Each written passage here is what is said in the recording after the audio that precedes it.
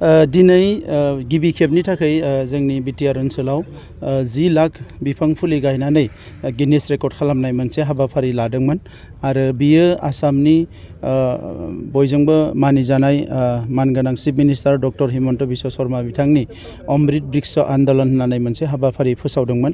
बे हाबाफारिया आसामनि गुबुन गुबुन जायगायाव जागासिनो दङ आरो जोंनि बिटिआरआव बे उदालगुरि जिल्लायाव 10 लाख बिफां खेबसेयावनो गायनानै गिनिस रेकर्ड खालामनाय मोनसे हाबाफारिमोन आरो बे दिनै फुंनिफ्राय जागायनानै दासिम 90% जाफुंबाय, एसे बाखि दङ, बेखौ गायगासिनो दङ।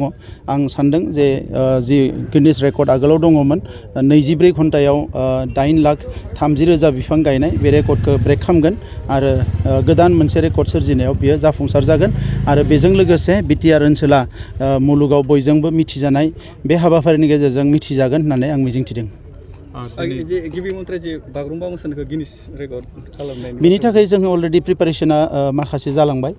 जों नभेम्बरखौ टारगेट लादों। नभेम्बराव 15,000निख्रुइ बांसिन मोसानानै बेखौ मोनसे गिनिस रेकर्ड खालामनायनि प्रिपारेशना सोलिगासिनो दङ। दा बेनि थाखाय मानगोनां आसामनि चिफ मिनिस्टार बिथाङा बे हाबाफारिखौ बिथाङा जोंखौ मदद खालामबाय थादों आरो जोङो दुलाराय बर' फरायसा आफाद, बर' थुनलाइ आफाद, बर' हारिमु आफादजों जों रायलायखांबाय आरो बेवहाय माखासे पलिसि आरो स्ट्रेटेजिखौ बानायनाय जाबाय। थाबैनो बेखौ जोङो जोंनि जि मोसागिरिफोर आरो दामगिरिफोर बिसोरजों माखासे वर्कशप खालामनानै बे हाबाफारिखौ आरोबाव गोख्रोङै रायजो राजानि गेजेराव लानानै थांगोन। दिनैसिमबो जों गुबुन गुबुन जायगायाव नुबाय थादों गोबां दंफां जेरै दाननाया सोलिबाय थादों, नाथाय बेखौ होबथानायनि राहा दंफां दाननाया सोलिबाय थादों। बेखौ ओरैनोथ' सरकारि भाबै बेयो बेन, नाथाय सिखाव खावै खावै मानसिफ्रा बिफांफोरखौ दानो आरो माखासे मानसिफ्रा थांना थानायनि राहा लामा हिसाबैबो बेखौ लायो, नाथाय बेखौ जोङो होबथानायनि थाखाय मालाबाबो खम खालामाखै। दा बिनि गेजेरावनो सिखावै बियो जाबाय थायो। दा बिनि सोलायै जों दा जेसेबां बिफां दानबाय बिनि एसेबां बिफां गायफिननांगौ।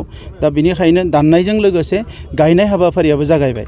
बिटिआर सरकाराबो जोङो ग्रिन बड'लेण्ड ग्रिन मिशनाव 1 कौटि बिफां जों गायनाय देग्लायनिफ्राय जागायगोन आरो थांनाय बोसोरनिफ्राय जेसेबां जोंहा कनस्ट्राक्सन साइट जायो बे मोनफ्रोमबो कनस्ट्राक्सन साइटआव बिफां गायनो थाखाय अर्डार होनाय दङ आरो देग्लाय बोसोरनिफ्राय जागायनानै जोङो 1 कौटि, फैगौ 3 बोसोराव 1 कौटि बिफां जोङो गायगोन।